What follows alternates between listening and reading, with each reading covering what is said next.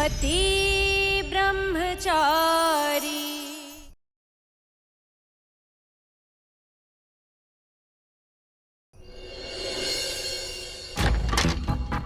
एक लड़की की पढ़ाई लिखाई, उसके शौक, उसकी इच्छा की कोई वैल्यू नहीं है।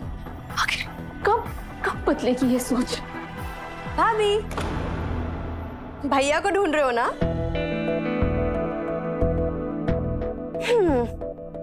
वैसे मुझे पता है आप दोनों ढोला मारू की कहानी के बहाने एक दूसरे से अपने दिल की बात कह रहे थे, वो भी पूरे गांव वालों के सामने, है ना? है ना? है ना? छुटकी, आप कुछ मत कहो, मुझे कहने दो। वैसे भी दिल की बात कहने का मौका कब मिलता है ना?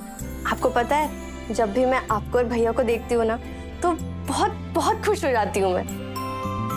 अच्छा, और ऐसा भला क्यों? अब क्योंकि इतना तेल चुपड़ाया तूने, दूर रह मुझसे।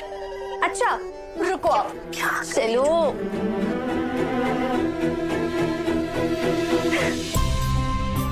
जब भी मैं आपको और भैया को एक साथ देखती हूँ ना, तो आप दोनों की जोड़ी मुझे ऐसी लगती है जैसे कोई 7 जन्मों की जोड़ी हो।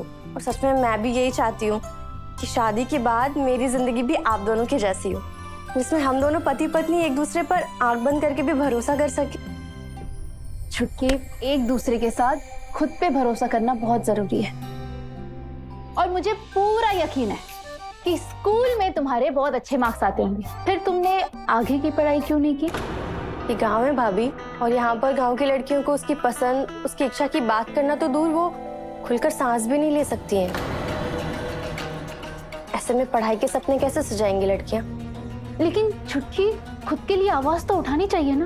अब तुम ही सोचो, तुम्हारी शादी जिस लड़के से होने वाली है वो एक पढ़ा लिखा वेल एजुकेटेड लड़का है। अगर तुम भी पढ़ी लिखी होगी तो तुम दोनों आपस में एक दूसरे से सारी बातें शेयर कर पाओगी। रिस्पेक्ट पाने के लिए एक दूसरे के बराबर होना बहुत जरूरी है। ईशा जी बिल्कुल सही कह रही हैं छुटकी। ताई, माँ, पापा और मैंने तेरी पढ़ाई के लिए बहुत जोर दिया था कि तेरी पढ़ाई इंदौर से हो, लेकिन बुआ जी ने तुझे नहीं भेजा। अब जो हो गया उस पे क्या रोना भाभी, मैंने तो मान लिया कि यही मेरी जिंदगी है। छुटकी, जिंदगी गर्मी की छुट्टियां थोड़ी है जो काट लोगी। जिंदगी बहुत बड़ी है छुटकी, और मैंने कहा ना तुमसे, रिश्ते में भरोसा होना बहुत जरूरी है। जैसे आप दोनों को है एक दूसरे पे। हाँ, सबको लगता है कि सूरज गुंडे से इंसान बन गया, पर सच बात तो ये है कि ये एक पढ़ा लिखा गुंडा था, इसलिए मुझे और मेरी सोच को समझ पाया। क्या बकवास हो रही है यहाँ?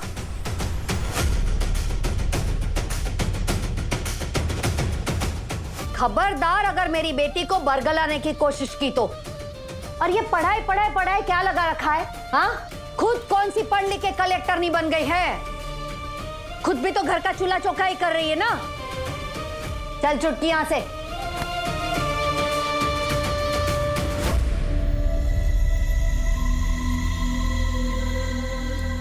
ईशा जी, आपकी सही बातें जहर लग रही है इन्हें, क्योंकि बुआ जी और गांव वाले परंपराओं के नाम पर दकियानूसी विचार पर चलते हैं। इनका कुछ नहीं होगा, जाने दीजिए।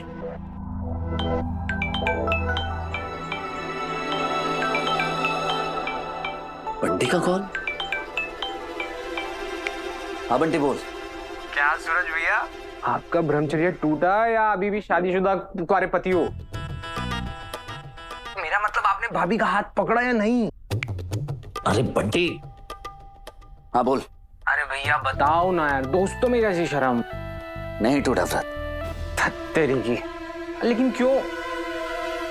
ओ हो समझा भैया। भाभी का हाथ पकड़ने में पसीने छूट रहे होंगे आपके।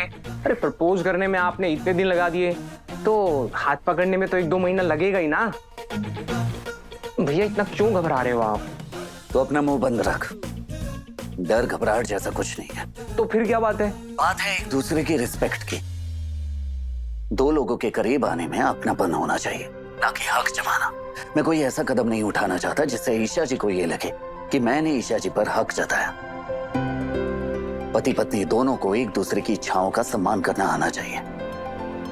वो मेरी पत्नी है, इसलिए अपनी संपत्ति समझकर उन पर अपना हक जताऊं, ये सही नहीं होगा। पत्नी की सलाह, पत्नी की राय उतनी ही ज्यादा इंपॉर्टेंट होती है जितना पति की। इससे दोनों में भरोसा बढ़ता है और वही भरोसा उनके प्यार को अटूट बंधन में बांधता है। और मैं नहीं चाहता कि ईशा जी एक पल के लिए भी मेरे साथ असहज अनकंफर्टेबल महसूस करें। तो जानते हैं वंडी, मेरे लिए सबसे बड़ी बात क्या है? ईशा जी का साथ। और अब वो मेरे साथ है ना, तो बस सब कुछ मिल गया है मुझे। भैया आपने जो बात कही है ना, अगर दुनिया भर के पति इसमें से आधी बात मानकर भी अपनी पत्नी को समझने की कोशिश करें ना, तो हर पति पत्नी साथ में खुश रह सकते हैं। और मैं अच्छे से जानता हूँ कि आप ना कभी कुछ गलत करेंगे और ना होने देंगे। ठीक है भैया, रखता हूँ।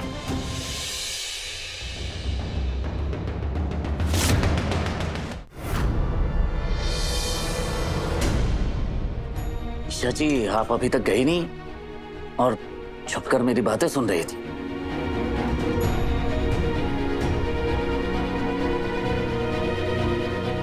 हाँ सूरज, मैं बहुत लकी हूँ कि मुझे सिर्फ प्यार देने वाला नहीं, रिस्पेक्ट देने वाला पति मिला है।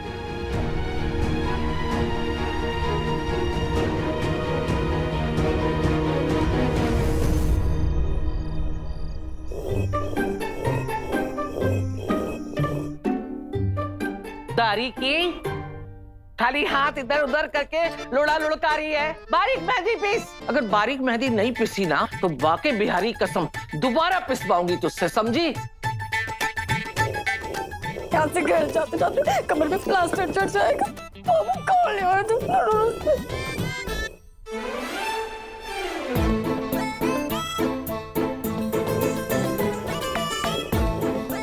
मोनिका भाभी, लाइए मैं हेल्प कर देती हूँ।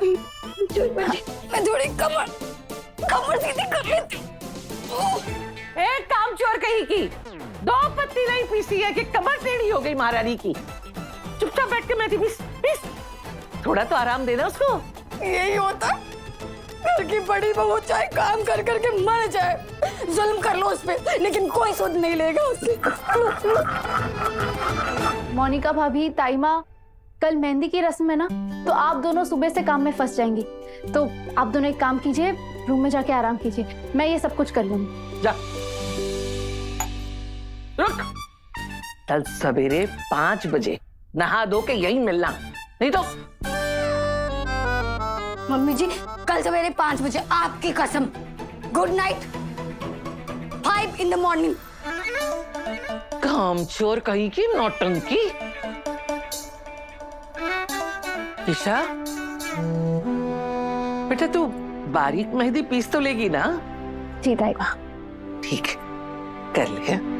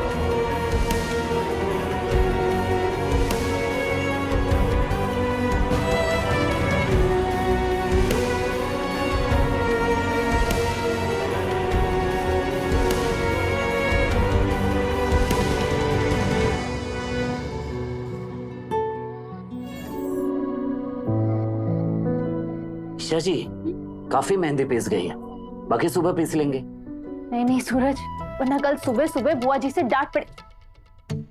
बुआ जी से डांट पड़ेगी। टाइमा मुझे और मोनिका भाभी दोनों को लाइन में खड़ा करके बोलेंगी, दारी की एक काम तुम दोनों से नहीं होता। इसलिए मैं ये सब काम खत्म करके ही सोऊंगी। तुम जाके सो जाओ। अगर आप नहीं जाएंगी तो मैं भी नहीं जाऊंगा।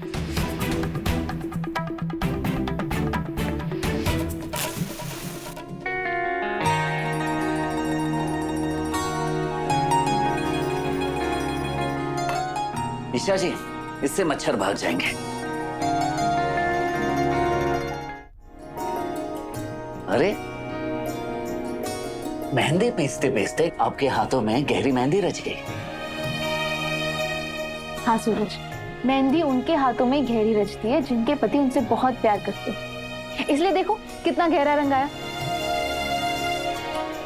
मेहंदी रच तो गई है, लेकिन मेहंदी अभी भी अधूरी है।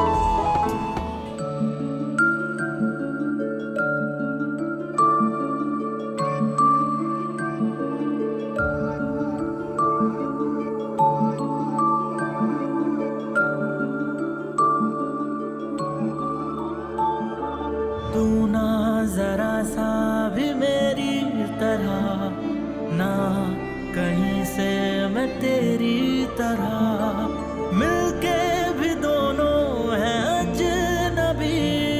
कैसी है ये दास्तां, ये दास्तां। तू कहाँ मैं कहाँ, तू कहाँ मैं। अब हुई ना मेहंदी पूरी। ओके ईशा जी, गुड नाइट। Good night. जानती हूँ मेरा पति ब्रह्मचारी है, छू नहीं सकती। फ्लाइंग किस में क्या प्रॉब्लम है?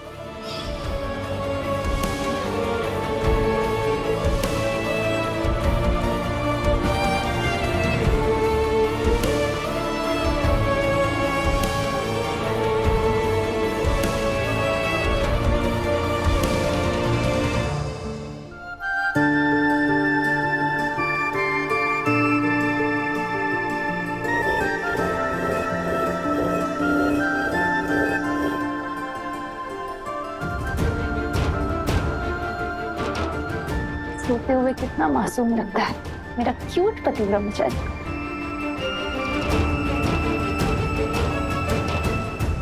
तुम्हारे पति के ग्रह नक्षत्रों की गणना बता रही है कि उसका गुस्सा ही उसे बर्बादी की ओर लेकर के जाएगा, और उसे विनाश के रास्ते में जाने से रोकने के लिए तुम्हें उसके साथ नहीं बल्कि उसके विरुद्ध खड़ा होना होगा। कान्हा जी, मेरे सूरज की हमेशा रक्षा करना।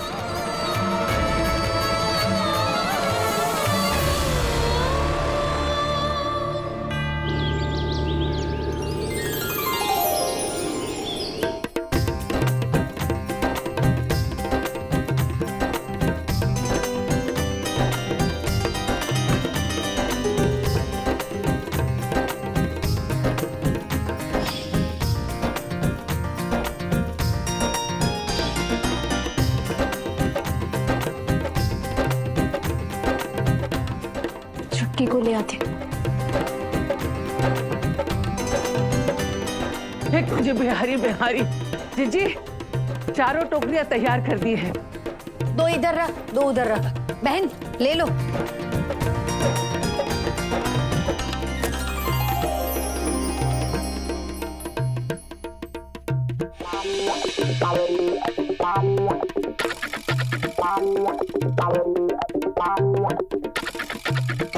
सबने एक जैसे कपड़े पहने हैं, इनमें ईशा जी कहाँ है?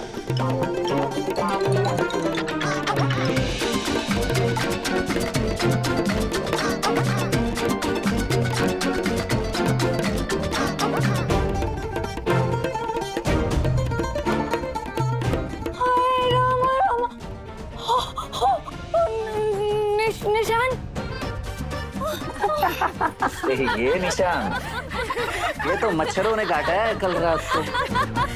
हमने मच्छरों का काटना भी देखा है और इंसानों का काट खाना भी। अब मान भी लो कलेक्टर साहब, ब्रह्मचर्य टूट गया आपका।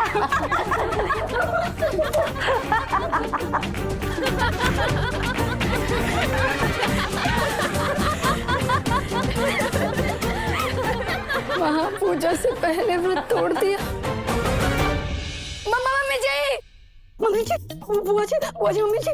अरे क्या हुआ, भूत देख लिया? तूने नाचना क्यों बंद कर दिया?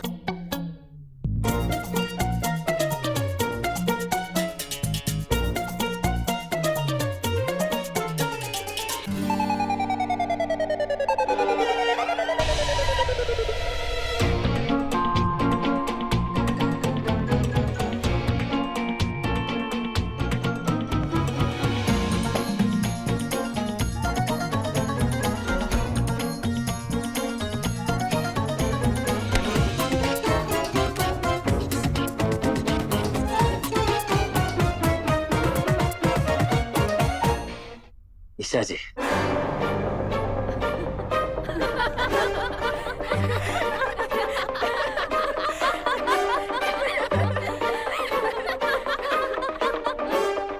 क्या सिर्फ टाइम पास करियो तू है? कोई काम मत कर लियो। ये पकड़ बूफर और लेडीज के लिए माइक लगा, समझा?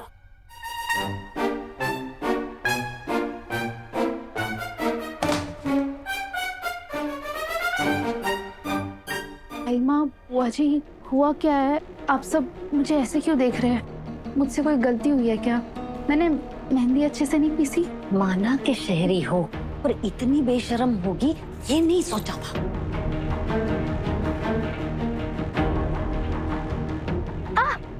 अब समझ में आया, तूने कल रात को मुझे और मोनिका को सोने क्यों भेज दिया था? ताई माँ, मेरे अभी भी कुछ समझ में नहीं आ रहा है। वो क्या है? अरे तुझसे जरा सा सब्र नहीं हुआ महारानी? इतनी उतावली होनी थी? छी! जाके सूरज के निशान देख। तुझसे ये उम्मीद नहीं थी। अब तू इससे चिपक के क्या खड़ी है? जा वहां जाके बैठ।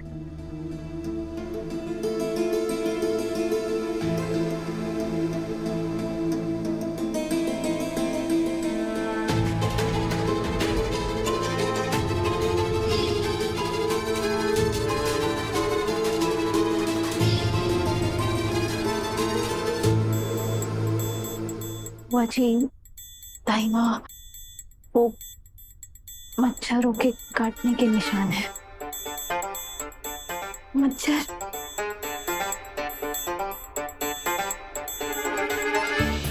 हे बाके बिहारी, वही मैं कहूँ, मच्छर कि मेरी बहू शहरी सही लेकिन संस्कारी बहुत है। वो तो दारी की बात का पतंगड़ बनाती है जीजी। छोड़िए ना ये सब, मेहंदी की रस्म शुरू करें? हाँ हाँ, चलो चलो। हाँ चलो।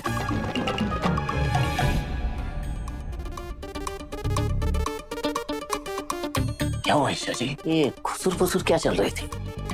और सब देखकर हंस क्यों रहे थे? सूरज, वो शीशे में देखो।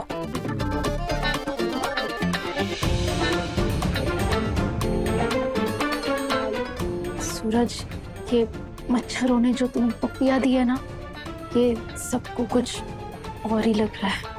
क्या?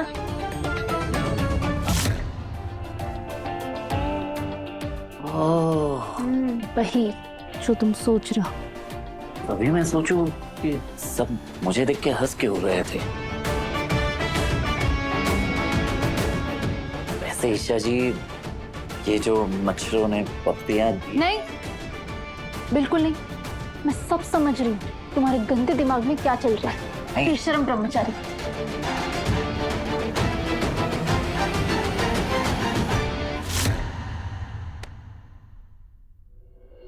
अजीत जी, मेहंदी की रस्म के बाद हल्दी का मुहूर्त भी तो आज ही का निकला है ना?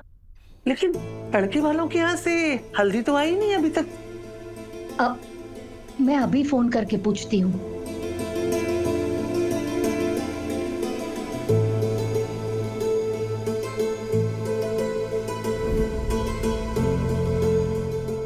लल्ला, लड़के वाले सुबह से फोन नहीं उठा रहे। लड़के वाले भी शादी की तैयारियों में जुड़े होंगे ना बुआ जी, इसलिए शायद फोन नहीं उठा रहे होंगे।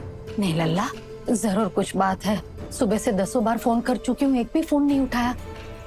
मेहंदी के बाद हल्दी है और हल्दी के लड़के वालों के यहाँ से आती है। बुआ जी आप परेशान मत होइए, मैं बात करता हूँ। हेलो जी नमस्ते, मैं सूरज सिंह बोल रहा हूँ, छुटकी का भाई। वो हल्दी अभी तक आपके यहाँ से यहाँ पहुंची नहीं, अगर आप कहें तो मैं खुद आ जाऊँ लेने। जरूरत नहीं आने की, हम ये शादी तोड़ रहे हैं।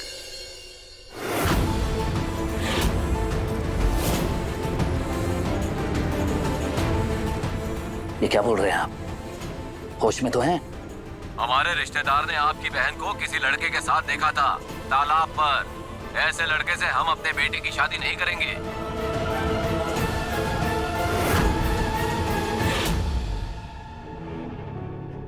बिना आगे पीछे सोचे समझे आप मेरी बहन के चरित्र पर सवाल उठा रहे हैं और ये रिश्ता तोड़ रहे हैं। आप बिल्कुल सही नहीं कर रहे हैं। सूरज बाबू, कलेक्टर होंगे आप अपने शहर में, ये गांव है और यहाँ पंचायत चलती है। बुलाइए पंचों को, वो भी यही फैसला देंगे। हे भगवान, अनर्थ हो गया ये। ऐसे कैसे शादी तोड़ सकते हैं? मैं अभी जाता हूँ वहाँ बुआ जी। नहीं सूरज, जब अपना ही सिक्का खोटा हो तो दूसरों के मुंह नहीं लगते।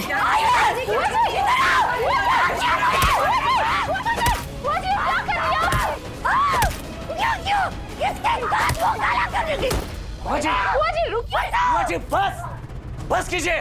तुम्हें पता है ना सूरज, शादी तोड़ दी उन लोगों ने।